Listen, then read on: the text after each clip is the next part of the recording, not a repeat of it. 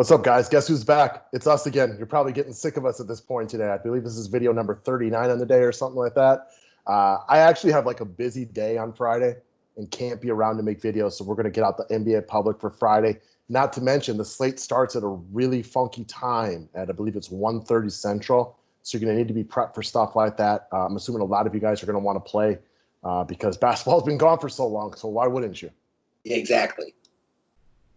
So that all being said, you probably heard us beat this one to death today, but go check out the guys over at Overlay. We got NBA slates up. We already broke down the one for today on Thursday. If we have a chance, we'll get to the one on Friday as well. We try to do them as many as we can. We know we've got a lot of people out there listening that want advice on this. They want DK stuff. We'll get to as many as we possibly can. The key here is tomorrow for the Overlay slate that starts on Friday the 31st. Is that $18,000 jackpot that you have an opportunity to win. We got 46 entries in this one right now. Should be well up over 100 by the time this one rolls into tomorrow. You go 12-0, you win over $18,000. Is that easy to do? No, of course not. There's nothing in this world that's easy to do to get $18,000 unless you have a ton of money already. So no, it's not going to be simple, but it is feasible. If you've ever won 18 grand playing DFS, it's really fun. I guess. I'm hoping. That is a good way to put it, though. It is nothing in life is easy that will get you 18 grand, except if you have a ton of money. Yeah, and $18,000 isn't a drop in the bucket to you, at which point you don't even care about it, which is, I don't know, nothing I've ever experienced. Yeah, those people are probably not watching these videos. Probably not, because they are few and far between to begin with. Mm-hmm. All right, guys. So, just to reiterate, this is the Friday slate for the 31st of July. Like a lot of you guys, I mean, we're still getting back up to speed here on NBA as well. I think it's worth watching tonight what kind of rotations coaches have. And it's possible that by the time this write-up comes out for tomorrow, if it looks like coaches all have a similar strategy on playing time, I might want to adjust what I'm doing. But for the time being, as of Friday, these are some guys I'm looking at, and they should still be valid on Friday. I specifically tried to pick guys I didn't think anything would change my mind on by the time this rolls around on Friday. If you want the write-ups, right now you get 2 sports for the price of 1. Memberships are available through the website. We got day passes up for $5. Don't forget, odd start time, odd slate, odd time of just, all of our lives right now. So why would the first bigger NBA slate be anything different? It wouldn't be. So that's what we got. And odd is better than nothing. Yeah, it's all up there, and we're all on an even playing field. We've said this before, and we'll say it a million times. One of the beautiful things about DFS is we're all on an even playing field. And, it's going to be like pretty much every other slate when it's done, and that the people who cashed and saw green thought it was a great slate and thought it was pretty easy to see, and the people who didn't thought it was a shitty slate and there was no edges, and it was the beginning of like the first game after Corona. So I'm pretty sure that's going to happen no matter what.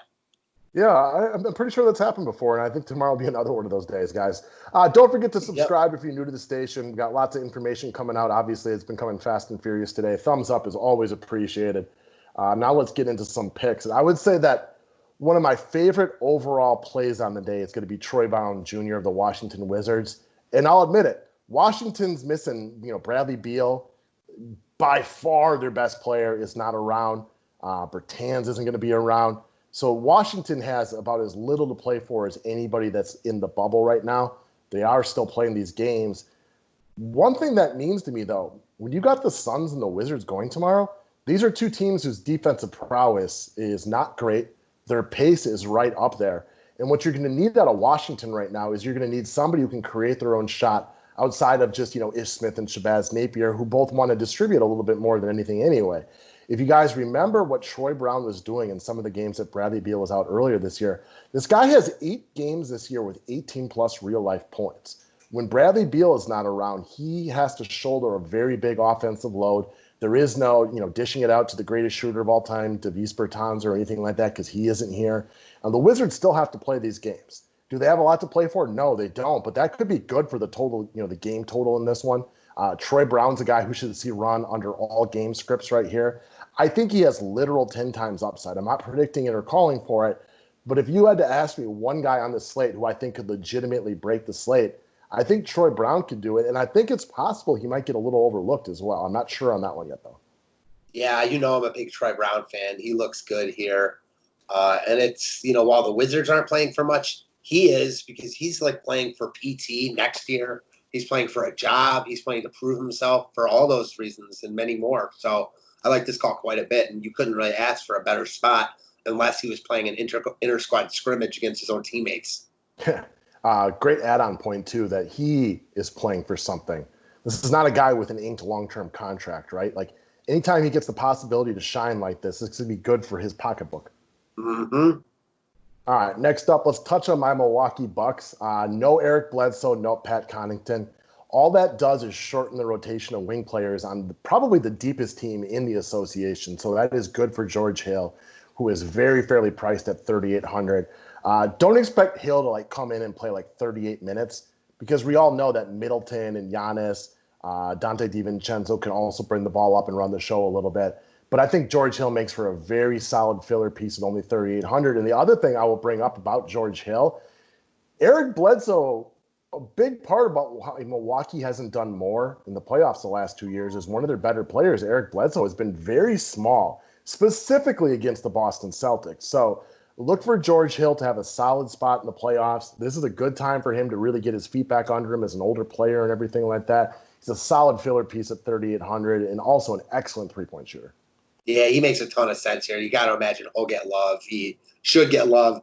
He's 3,800. He should walk into 5X plus here. You would think so, right? At a price tag like this, get into 20 points. I mean, he should absolutely be able to give you some version of value. He should play 20-plus minutes because they're without their only true point guard outside of him. Mm-hmm. All right, moving on down the list. All right, man, James Harden. And I did want to bring up one other thing. I actually just got an email from the guys over at Overlay, and they want me to remind everybody the Slump Buster Challenge. That means if you don't cash 20 days or 20 contests in a row, they refund all your money for you. I completely forgot about that because it's been so long. Mm-hmm. All right, guys. So speaking of good players, let's talk about James Harden at 11K today. Based on the little bit that I've kind of monitored on the NBA throughout the scrimmaging and whatnot, Harden seems like he's about as ready to go as anybody out there, with the exception of maybe LeBron James, at least from the superstar level. We got a lot of value on the slate, guys that are going to be cheaper, so playing a superstar or two is going to be really, really easy. You guys all know how good James Harden is. Another thing is Russ had COVID. It wasn't like a super serious case, but he's a step out of it, it looks like, at least as far as the scrimmage goes. And even though there is no home court advantage due to the bubble, you got to think that Houston is right in the middle of things in the West, still would rather, move up the seeding so that they can worry about, winning the first round and then playing one of the LA teams. Yeah, I agree with you all around here. The other points that we try not to, forget and we like to speak on is that he's just really freaking good. I mean, it's his first game back. He's the best scorer that the NBA's seen in a long time. You got to imagine that he's going to, play well here. And then on top of that, and it was something that I kind of thought about as I was writing this up, we expect to see a lot of outside shots not being quite as, what's the best way to look at it, draining at the same rate that they might have been during the middle of the season. What does James Harden do better than probably any player we've ever seen? He gets to the free throw line. These dudes can still make free throws, and nobody makes free throws at a higher clip than James Harden. Yeah, I mean, I doubt we're going to see a serious lack in free throw shooting. I mean, these guys are still, we talk about, professional basketball players.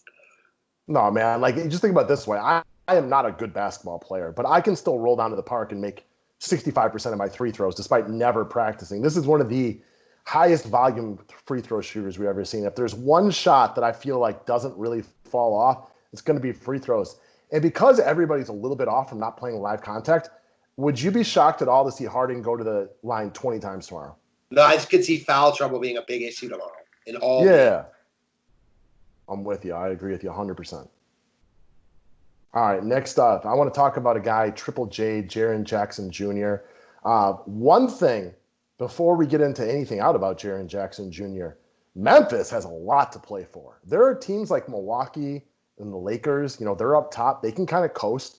I'm sure they want to get their stars' legs under them, but the winning portion of it doesn't mean a lot. Winning means something to Memphis. You don't think this young team wants to be in the playoffs? Yeah, it means a lot to them, man. I mean, they got guys who are hungry, kind of stepping into their own. If Memphis makes the playoffs this year, I mean, they're already farther ahead in their rebuild than they thought. They got obviously Morant. I mean, this guy right here, I'm a huge Triple J fan, so break him down. So, one, from a very simplistic fashion, he's too cheap. He is 4,900 for a guy that averages 30 DK points. That is almost a GPP value based on his price tag. He is probably a little bit too cheap because he missed a few games pre-COVID. So I don't know exactly how the algorithm came up with his price tag, but I'm guessing that might have been a factor. I could be wrong. I'm just guessing. And he has a really good matchup against the Portland Trailblazers, who play less than stellar defense. I know they get Nurkic back in this game, and he's a slightly better defender, in my opinion, than Hassan Whiteside. But that's no game changer to me for a guy that's been out for a really, really long time. All I need from Triple J right here, I just need him to stay out of foul trouble, and he has gotten better at that as he's become more of an experienced player. Yeah, I mean, it's not as easy. It's another easier said than done.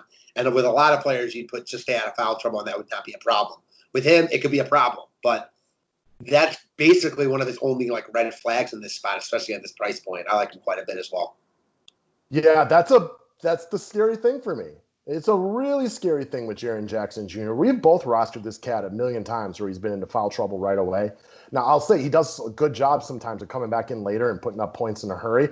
He also does a hell of a good job of grabbing that third and fourth foul really, really quickly, and it can be bad. And we already brought up how we think foul troubles might be an issue early on. I think his upside is legit. But I know darn well he's going to be on my roster. And if he's sitting on my roster tomorrow and he picks up two quick ones, I mean, I can't be mad because it's something I kind of expect. But I love the upside here. You can be mad. You just can't be surprised. Yeah, okay. That's a better way to look at it. You're right. I agree with you. I can't be surprised because it is who he is, right? You know what I mean? It's kind of like when Harden's in a crush spot and you don't roster him and you're just like, I knew it.